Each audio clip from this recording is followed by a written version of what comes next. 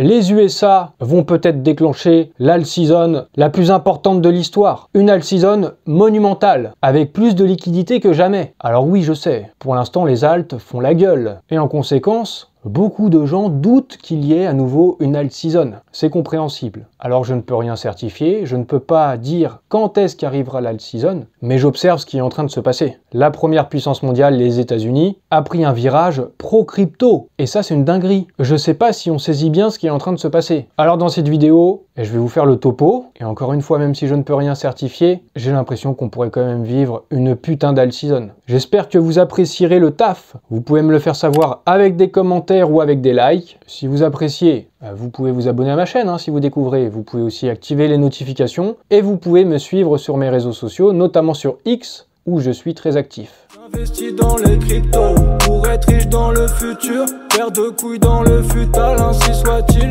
Mon bitcoin est mon couteau. Avant de vous parler de la plus grande alt season de l'histoire, je commence d'abord en vous signalant qu'il n'y a pas longtemps je vous ai présenté un tuto sur une clé Ledger, la Ledger Flex. Je vous montrais comment ça fonctionnait, la mise en route, la mise en marche, et ça c'est surtout utile aux débutants dans le but de sécuriser ses cryptos en dehors des plateformes centralisées. Et j'ai vu passer cette promotion avec le Black Friday. Il y a 70 $ offerts en BTC pour chaque achat d'une Ledger Flex. Moins 25% sur une Nano S Plus Black, moins 40% sur les Ledger Nano S Plus Colors, et moins 40% sur la Nano X. Donc si vous comptiez acheter une Ledger pour sécuriser vos cryptos, c'est le bon moment. Sachez que j'ai fait un tuto dessus, c'est pas bien compliqué. Si ça peut vous rassurer, regardez cette vidéo. Et n'hésitez pas à passer par mon lien de parrainage, vous le trouverez dans la description de la vidéo. Comme ça vous aurez une réduc et moi aussi. Je passe maintenant au sujet qui vous intéresse, qui m'intéresse aussi. Les USA, qui ont pris un virage pro-crypto, et pas qu'un peu. Alors évidemment il y a Trump, le nouveau président des États-Unis, fraîchement élu. Il a pris des positions franchement très pro-crypto. Mais il y a aussi son vice-président. Lui-même est pro-Bitcoin et pro-crypto. Il y a la Chambre des représentants, le Congrès, une sorte de parlement US. Il y a une majorité de députés, si vous voulez, qui sont pro-crypto également. Mais ça ne s'arrête pas là. Trump vient de nommer Matt Gaetz, je sais pas bien comment ça se prononce, mais en tout cas, ce sera le nouveau procureur général. Et vous l'avez deviné, c'est un pro-Bitcoin. Mais ça continue, vous le savez, il y a aussi Elon Musk qui intègre le gouvernement de Trump, le futur gouvernement. Il est pro-crypto, il a critiqué les monnaies fiat à plusieurs reprises. Il y a aussi Kennedy Jr., le neveu de celui qui... Vous voyez de qui je parle? Lui également, c'est un bitcoiner. Il a dit récemment que l'essentiel de sa fortune, de sa richesse, est aujourd'hui en BTC. Mais ça continue. Howard Lutnick, il va être nommé secrétaire du commerce sous le mandat de Trump. Howard Lutnick, c'est le patron de la banque d'investissement américaine qui achète et conserve les T-bills pour Tether. Tether, l'émetteur de l'USDT, le plus gros stablecoin du monde. Donc, on a encore un pro-crypto ici. Mais également, Teresa Goody-Guilen pourrait remplacer Gary Gensler à la SEC. Et vous savez quoi? Elle aussi, c'est une pro-crypto. Donc, ça fait vraiment beaucoup, mais c'est pas encore terminé. Il y a Trump qui veut faire passer une nouvelle loi pour supprimer la taxe sur les plus-values sur les cryptos made in USA. Cela permettrait finalement de rendre tous les bénéfices réalisés par les Américains en détenant des actifs cryptographiques comme ADA, Algo, XRP, HBAR. Les citoyens américains seraient exonérés d'impôts sur leurs plus-values, puisque les créateurs, les sociétés créatrices de ces coins, de ces cryptos, sont des sociétés américaines. Mais en plus de ça, il y aura aussi une voie pour relocaliser les entreprises avec des actifs cryptographiques déjà existants sur le marché aux États-Unis. C'est-à-dire que même des entreprises qui ne sont pas US, qui ont émis leurs cryptos en dehors du sol américain, ils vont pouvoir s'implanter aux États-Unis et aussi bénéficier de cette fiscalité, ou en tout cas, les investisseurs US bénéficieront de cette fiscalité sur leurs cryptos. Ça peut attirer des entreprises aux États-Unis, et c'est le but aussi de la manœuvre, c'est de faire prospérer les cryptos aux États-Unis. Alors tout ça est déjà bien bullish, mais il y a aussi du côté de Michael Saylor et MicroStrategy qui achètent 51 780 nouveaux bitcoins pour 4,6 milliards de dollars. C'est l'achat de BTC le plus massif de l'histoire. Et ils ne veulent pas s'arrêter là. MicroStrategy, entreprise US aussi, ils augmentent leur levée de fonds à 2,6 milliards de dollars pour acheter encore plus de BTC. Donc ils vont continuer d'accumuler du BTC BTC. Au programme de l'administration Trump, il y a aussi un plan pour créer une réserve stratégique de Bitcoin. C'est écrit ici, c'est un plan sur 5 ans pour une acquisition totale d'1 million de BTC. 1 million, sachant qu'au max, il y en aura 21 millions. Et ça fait beaucoup, c'est à peu près 5% de l'offre. Et ça, évidemment, c'est un gros signal qui est envoyé aux autres nations du monde et aux autres banques centrales qui, même s'ils ne le disent pas, vont être tentés également de faire des réserves de BTC. Malgré tout ça, certains pensent qu'il n'y aura plus d'alt season, que Bitcoin va s'envoler tout seul, parce que la liquidité est bloquée dans les ETF et que les innombrables projets crypto diluent la liquidité. Donc il y en a qui pensent que c'est fini, il n'y aura plus de plus-value à faire autre part que sur BTC. Il y a une forme de pessimisme. Mais pas si vite. Je vais développer en 4 points pourquoi je pense qu'on pourrait au contraire connaître la plus grande alt season de l'histoire, une alt season monumentale. Bon, peut-être que c'est putaclic ce genre de titre, mais c'est pas faux non plus. Il y a un raisonnement derrière. Le premier point, à propos des ETF Bitcoin. Alors oui, c'est vrai, l'argent dans les ETF reste bloqué dans les ETF. Et alors, le marché crypto n'a pas attendu les ETF pour connaître des bull runs, des pumps, des rotations de capitaux et des alt seasons. Les ETF Bitcoin détiennent environ actuellement 5% de l'offre totale de Bitcoin en circulation. Ça fait beaucoup, surtout sur une période de moins d'un an, mais ça veut aussi dire que 95% des BTC en circulation ne sont pas dans les ETF. Et au contraire même, le fait qu'il y ait ces ETF, c'est bénéfique. C'est un énorme bonus. Les ETF, ça rend le marché crypto encore plus attractif. Ça fait monter d'autant plus le prix du BTC. Le prix va monter encore plus, les prises de profit seront encore plus importantes, il y aura donc encore plus de liquidité. Sur ces 95% de BTC qui ne sont pas dans les ETF, il y aura encore plus de liquidité qui se déversera sur le reste du marché crypto. Donc en fait, ces ETF Bitcoin, c'est très bullish. Concernant la dilution de la liquidité, mon deuxième point. Alors oui, c'est vrai, il y a de plus en plus de projets, il y en a plus que jamais, il y a des mêmes coins en pagaille. La liquidité est donc moins concentrée et le risque que nos bagues d'alt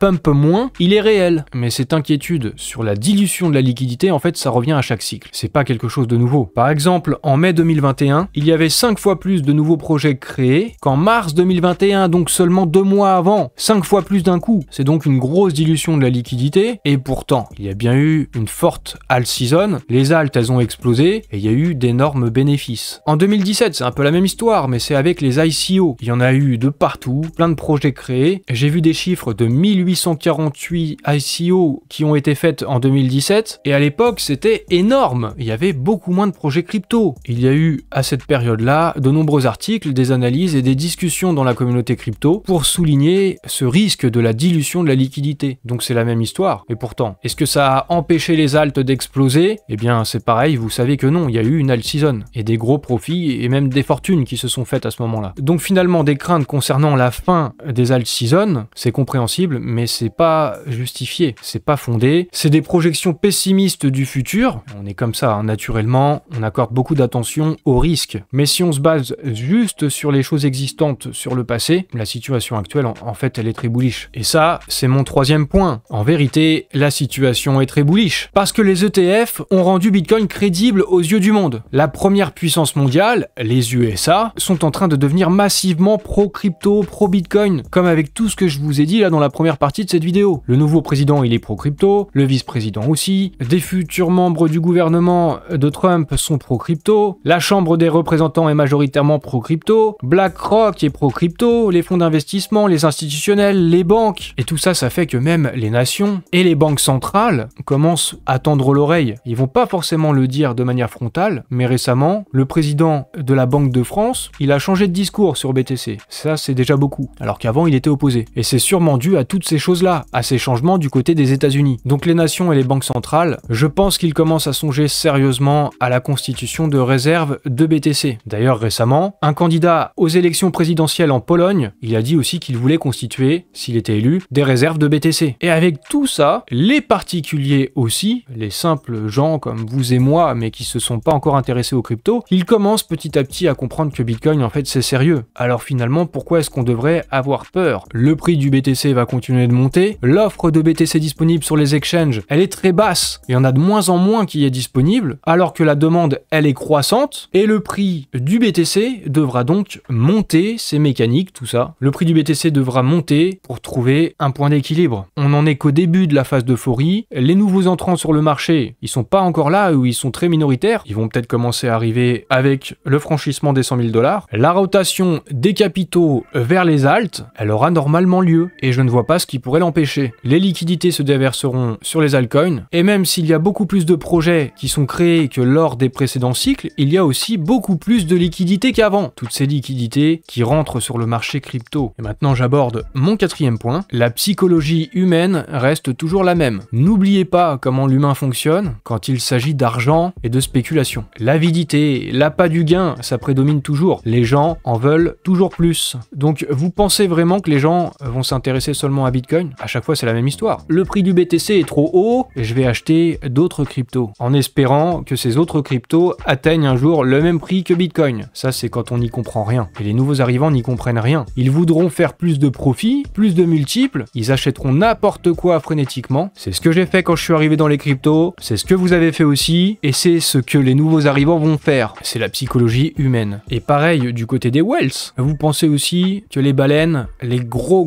portefeuilles vont se contenter de Bitcoin? Non, eux aussi ils en voudront plus. Ils vont vouloir faire pump des alts pour faire encore de plus gros multiples et finalement accumuler encore plus de BTC. C'est une pratique qui a lieu de cycle en cycle. C'est ça qui provoque justement l'alt season, c'est ça le mécanisme derrière. Et même les BTC maximalistes, ils font ça. Ils aiment les shitcoins en secret parce que ça leur permet d'avoir plus de BTC de cycle en cycle. Alors c'est toujours les mêmes mécanismes, mais les humains ont tendance à oublier les leçons du passé, c'est pour ça qu'ils pensent qu'il n'y aura plus d'alt season. L'histoire ne se répète pas, mais elle bégaye. C'est-à-dire que c'est jamais exactement pareil, il y a toujours des différences, mais le schéma global est toujours à peu près le même. Et donc, on pourrait finalement quand même avoir une alt season massive, provoquée en bonne partie par les États-Unis. Quelque chose qui va dans ce sens, et je ne suis pas le seul à me faire ces réflexions. Monsieur TK aussi. Sur l'argument de oui, mais l'argent dans les ETF ne va pas se déverser sur les alts, parce que c'est bloqué dans les ETF. En orange, c'est le volume réalisé sur les plateformes centralisées, et en vert, c'est le volume sur les ETF BTC. La plus grosse partie du volume, ça se passe sur les plateformes centralisées et pas sur les ETF. Donc comme il dit, hein, pas de stress, profitez du voyage, laissez le marché faire son œuvre. On devrait bien kiffer cette année 2025. Et je vais vous présenter différents éléments aussi qui vont dans ce sens. On est dans un marché haussier, Bitcoin va monter. Là c'est un tweet de Ki-Young-ju, le fondateur de CryptoQuant, donc c'est un analyste on-chain. Il nous dit que sur la base du capital cumulé entrant sur le marché Bitcoin, la limite supérieure actuelle semble être à 135 000 $. Donc d'après son analyse, même si ce sera pas tout droit la montée, si on devait pump d'un coup pour aller marquer un top tout de suite dès maintenant, eh bien la limite supérieure elle serait de 135 000 $. Donc imaginons même si on devait faire une explosion d'un coup, faire un top et ensuite partir en bear market, il reste encore de la marge de progression pour le prix du BTC. Toujours d'après lui, on vient à peine depuis 2 semaines de rentrer dans la phase d'euphorie qui dure en général entre 3 et 18 mois. C'est ce qu'on voit sur le graphique, c'est à partir des traits bleus, et quand on rentre dans cette zone là, ça dure entre 3 à 12 mois. En principe, c'est loin d'être terminé, ça ne fait que commencer. Et on a le même son de cloche du côté de Smithson Wyss. Alors quand on regarde sa bio, ça a l'air d'être un mec sérieux. C'est un chercheur, il a un doctorat, c'est un scientifique, un ingénieur, et il fait aussi de l'analyse sur les datas de Bitcoin. Il se base sur le Bitcoin Decay Channel Oscillator. Il pense aussi que la phase d'euphorie devrait durer de 3 à 12 mois, et la loi de puissance nous pousse fondamentalement vers des prix théoriques plus élevés à mesure que nous mettons du temps à atteindre le pic. Mais si le pic devait intervenir d'un coup, si ça devait pump et faire un top immédiatement maintenant, il pense que nous devrions atteindre un maximum de 157 000 $. Pour Ki-Young-ju, juste avant c'était 135 000 $. Pour Smithson, c'est 157 000 $. Et il pense que ça va pas se passer, enfin je pense pas non plus, hein. On va pas faire un top d'un coup direct et paf et c'est terminé. Ça devrait prendre du temps, il y aura des corrections au fur et à mesure. Il pense que cette course haussière, cette phase d'euphorie, elle ne se terminera pas avant le milieu ou la fin de l'année 2025, et ça pourrait culminer jusqu'à pas loin de 200 000 $. D'après une analyse de Deepwell sur le RSI mensuel de BTC, il reste encore beaucoup de marge pour atteindre au minimum 140 000 $. On voit ça ici là sur le graphique. Pour faire un top, en principe, c'est pas encore tout de suite. Donc le prix du BTC a encore le temps de monter, surtout avec les USA qui sont pro-crypto. De la liquidité devrait se déverser en 2025 sur l'ensemble du marché crypto, et là on devrait connaître une très belle alt season. Et parlons-en justement, quelques targets. D'après une analyse de Titan of Crypto, sur le TH, la cible ça pourrait être vers les 8000 $, entre 7300 et 8800 $. Il pense que quand on va se débarrasser de la Tenkan ici, quand on va s'en affranchir, le prix pourra s'envoler. D'après trader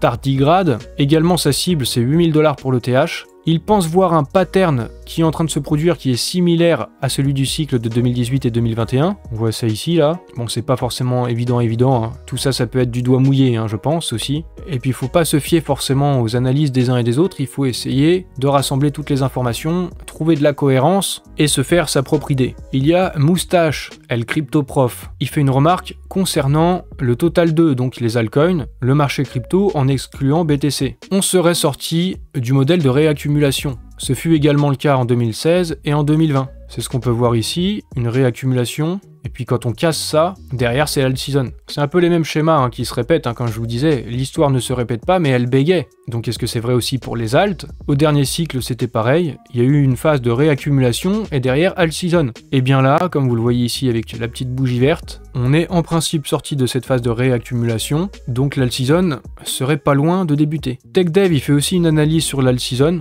il ne sait pas quand est-ce que ça arrivera, mais en regardant ce qui s'est passé précédemment sur les derniers cycles, en tout cas sur les deux derniers, l'alt season ça a commencé après que le BTC fasse 3 clôtures hebdomadaires consécutives au-dessus du dernier sommet. Alors pour expliquer ça mieux avec le graphe, regardons ici en 2017, là c'est le cours du BTC, là c'est des bougies hebdomadaires, dès lors qu'il y a eu 3 clôtures au-dessus de l'ancien ATH, c'est à partir de ce moment-là que l'alt season s'est déclenché. Sur le dernier cycle, en 2020 c'était pareil, ça s'est passé fin décembre 2020, 3 semaines qui ont clôturé au-dessus de l'ancien ATH, et après c'était l'alt season. Et bien là, on vient de faire la même chose, on arrive sur les 3 semaines au-dessus de l'ancien ATH, donc l'alt season, si on en croit tout ça, serait toute proche.